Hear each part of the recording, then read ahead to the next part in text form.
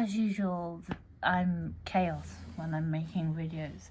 So this is technically 2025, but this is the end of year tarot tag that Cosmic Lunar Soul, Priscilla's Tarot Corner, I think that's what her channel's named now, and 3 Degrees of Love.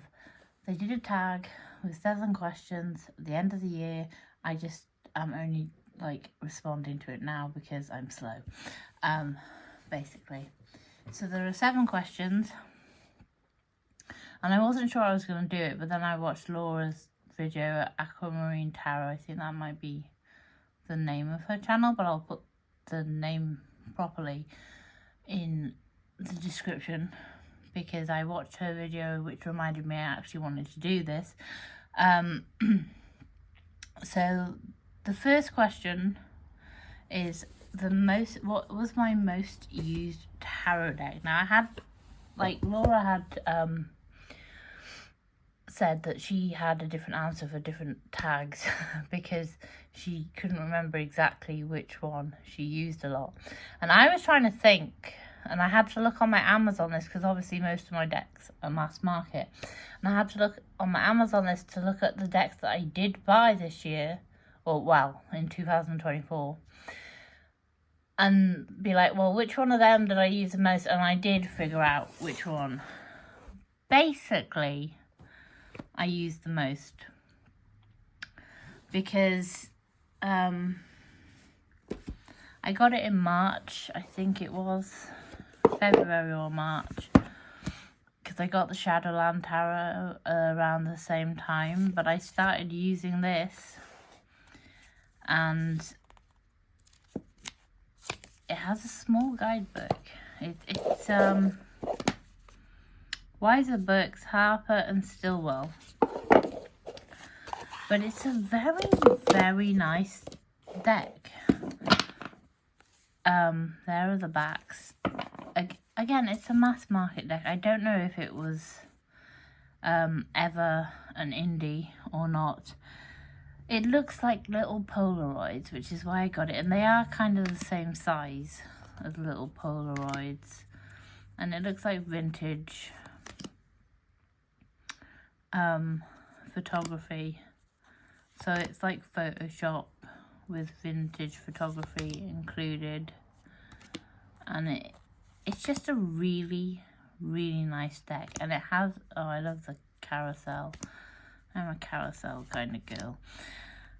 It has a really nice energy, and I cannot explain to you in actual words what I mean by that.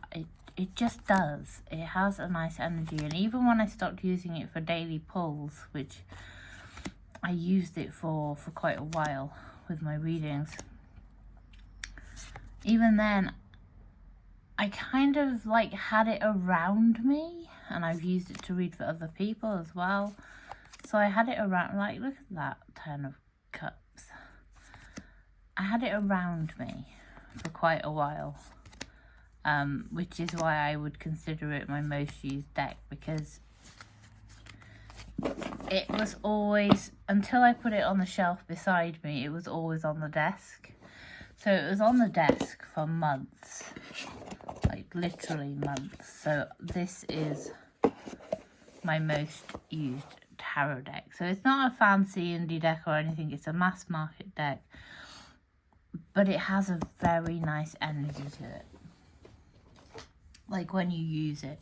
And I know that sounds slightly woo-woo, I guess, but it doesn't change the fact that that is how I feel about it. The second question is my most used oracle deck, and this is my most used oracle deck, the Angel Number Oracle by the Pulp Girls. Now, I can't remember what month I got it on, but I used this consistently as an oracle for daily pulls for like at least 2, maybe 3 months. And even then I continued to use it randomly throughout the rest of the year, because it's such a really simple, easy to use, and again, nice energy. Just really nice. Like, you can't really mess up reading it, and I think you could use it without the guidebook for the most part. There are a couple of questions where you probably have to get used to the guidebook, but for the most part you can understand what they mean. And the guidebook has like the numbers, the basic understanding of what the card is, and then it has an upright and reversed and an affirmation. Now, I didn't use reversals with it because I don't really do that anymore.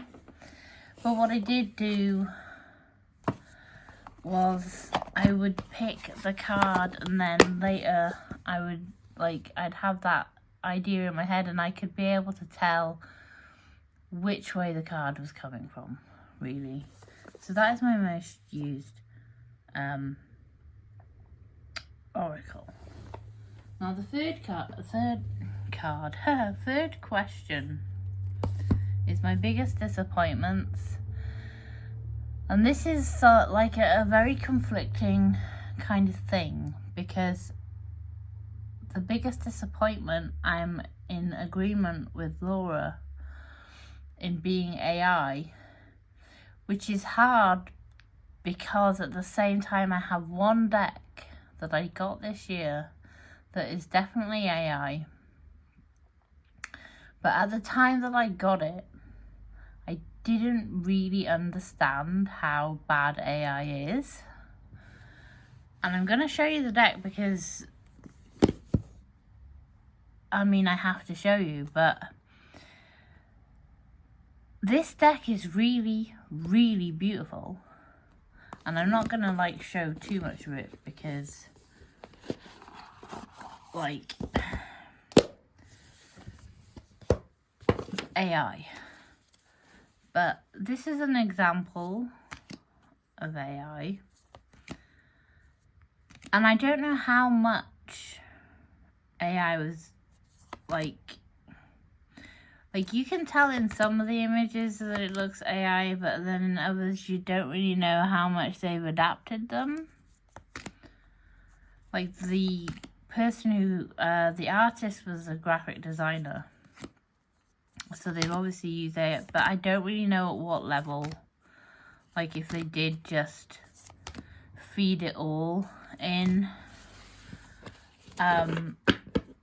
to a computer and be like, oh, come up with this. Or if some of what they did was, in fact, actually a bit more effort than a 5-minute creation. But I like, it's so well put together. And I think it did take some time, but like, that doesn't take away from the fact that AI is not a good thing. And like, this is an indie deck, okay? So the fact that it was created, however you want to put that together, by an independent couple of people, like it's a couple, and one of them is a tarot reader and the other one is a graphic designer. So these people came together, brought two different things that I really love together in that one deck. Now the other thing, though, is like mass market companies, publishers who have more money than they ever need, are now publishing decks that are AI. And like this one, there are no like 6 hands on a person. Not that I noticed anyway. You know, but you get people like, if they've taken the time, I mean, I sound like I'm making excuses now, but with the mass market companies using AI to pump out these decks, that they're taking away from actual legit creators who take years sometimes to put a piece of art turning it into a tarot deck or turning their artwork into tarot decks. They take a lot of time to do it. Or even people who use Photoshop and so on, they take their time and manipulate the images and so on and so forth, but they're not robbing from somebody else, and this is the point. But then you have like all this shoddy stuff coming out now that looks terrible. There are people with 5 feet that aren't meant to have 5 feet, and 6 hands, and hands where they shouldn't be. And it's not done on purpose. It's just because they can't be bothered to draw it themselves. Or they can't be bothered to create a collage themselves. And this is, it's lazy. There are so many creators and so many artists, and they are making decks that take time, and then there are others who just can't be arsed. And I think it was Martin from Marty's Musings who tested it out. He made a whole bare bones deck with AI in like half an hour, if that. How is that allowed? But yeah, that is a big disappointment. And this deck, like, it was on my table for quite a while because I really do like Alice in Wonderland and I really do like The Wizard of Oz. Now it's on the shelf and I don't use it because when I look at it, I think, like, I really love these stories, but this is the shit that, like, paves the way to, like, total shitdom with the actual decks that are coming out now. So, like, that is no longer a big deck to me, and that's the creak of my chair. So that I would say that is the biggest disappointment, to be fair, of this year, of 2024, not this year. We're only in January. For the whole year of January, I'm sure we'll have fun. Yeah, so the next question is the deck I wish I'd worked with more, and that is this delightful piece of existence. And I don't know if I have to be careful what I show from it, because obviously it's a saucy deck. Did I do a walkthrough of this? I can't remember. Lovely hardback book there. I got this. It's a beautiful deck, but I haven't really used it. It's got linen cardstock. He gives his own little ideas about like what he thought that card was about and so on and so forth. There was one of the racier cards. But it's art, so it's a really pretty deck, and I wanted this deck, and the only card I'd seen from it when I first decided I wanted it was, I think it was the Fool.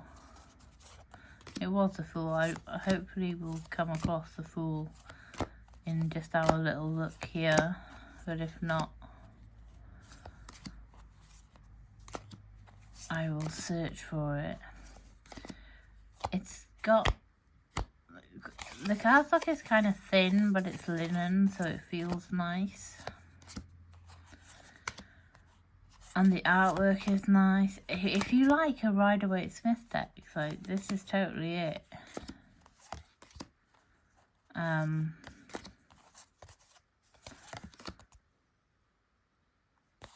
Actual better looking fruits. We're not finding the Fool here, so let me just have a look. But I'm hoping to use it more in 2025 because I do really like it. I have liked it since I got it. I just haven't got round to using it. I mean, I've pulled it out a few times and been like, oh, I'm going to use it this month. And then I've been like, nah, I don't really feel like it. And it's kind of a fancy one, and like, well, It's mass market, but it feels really fancy. Still trying to find my fool. I hope I didn't go past it.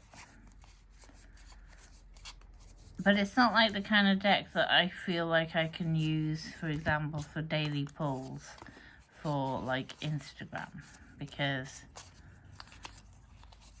it's too risque in some of the, there we are, in some of the cards. This card, I saw it and I was like, I really want that deck. I wish that panned out every time I feel like that about a deck, because there's been a couple of Oracle decks that I bought and I was like, why did I not watch a friggin' video about this deck? Because I wouldn't have bought it if I did. But this deck, I did watch a couple of videos, and just because I was like, I'm gonna get it and I'm gonna be like, oh my god, I bought a deck just based on one card. So I watched a video as well. But I loved the look of it. And this is what I would really like to use more of in 2025, as opposed to how little I used it just now. So the next question is, what book, tarot or witchcraft related, that I enjoyed, or what I liked the most, I think. And you can see I've like bent the corner of this book, it's terrible. But I am bad at reading, like, especially since I had a stroke. My focus skills are shit, which I am trying to work on that, but like it takes time. But as tarot guidebooks go, this book is epic. This is Monica Badursky's Shadowland Tarot Guidebook, and this didn't come out this year, it just happens to be a deck that I bought this year. And I'm not gonna speak too long on it, but if you look here at my least favorite card in tarot, you have a picture of the card, you have what it's about, the keywords, the negatives associated with it, the message, and in her message she talks about different aspects, including relating to health and love and stuff like that. And then there are reflections, so this could work as a shadow work or journaling prompt book, even without using the Shadowland Tarot itself, because there are questions and you could just like flip through the book every day, pick one of the questions in the reflection section and write down what you think. And I think that would be a good idea, and it might be something that I actually do, maybe not every day, maybe say once or twice a week, is flick through the book, pick a question from the reflection part and write what comes into my mind when thinking about it. And I mean, there's not really a lot else I can say about the book. It's just, I think, one of the better guidebooks that are in existence for a tarot deck. I don't really have a lot of tarot books per se. I do have a book by Yob Bendov, I think that's how you say it, about the Marseille, and I have Lon Milo Duquette's book about the Foss Tarot. But I'm still working my way through them both very slowly, like excessively slowly. So this is the closest we got to a book that I've actually finished not this year, in 2024. So question 6 isn't really one that I can answer, like it's about your favourite video of your own channel, and I don't really like have a answer for that because I'm very inconsistent. But that goes into question 7, which is my goals for my 2005 maybe learning to speak could be one of them. My goals for my channel in 2025, and things that I'm planning on changing slightly, with like more consistency for a start, because the only consistent thing I have at the moment is uploading Witch Casket unboxings, which, while those are good things and I enjoy them, that isn't like what I want my whole existence to be. So like, I was thinking of possibly doing a quarterly book video. So beginning with like this month, I'll say what I'm gonna read over the next 3 months, which might actually give me like enough to actually make sure I do some reading, as opposed to being like, oh, I'll read tomorrow and oh, I'll read tomorrow and so on. Possibly what I'm working with, videos. Like, I know some people do a video every month detailing the decks they're going to work with, and that's what I might actually do. I'm giving myself a lot to do just this month. I am going to be uploading my top 10 decks of 2024 once I filmed it. Haven't filmed it yet. Sometime over the next few days. But more consistent content uploads. But I will say I will also sometimes, and I'm not absolute on this, but I also collect dolls. So I will probably be sharing some of those going forward. So if you don't like those, like, they will be labelled as like videos about those things. Like, this is a Rainbow High doll called Jet Dawson.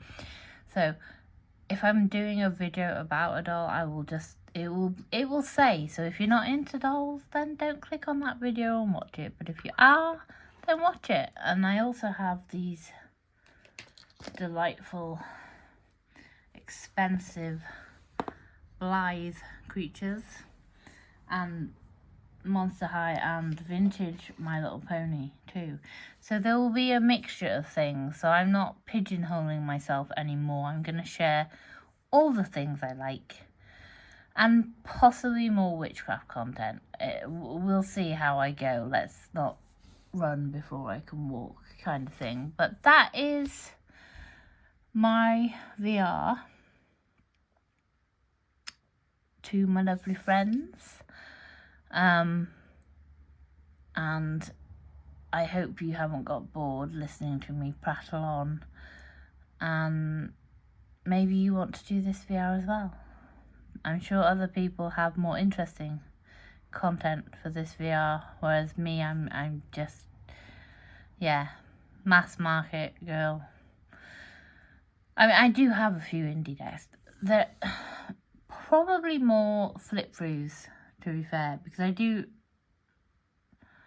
like occasionally do a flip through, but like I've started like not doing them as much because most of the decks that I'm flipping through people have already seen before. I think I haven't even uploaded one of my flip throughs that I recorded recently. Well, I uploaded it, but I haven't taken it off private yet, so probably should do that. Anyway, if you have made it all this way to the end, thank you very much for watching.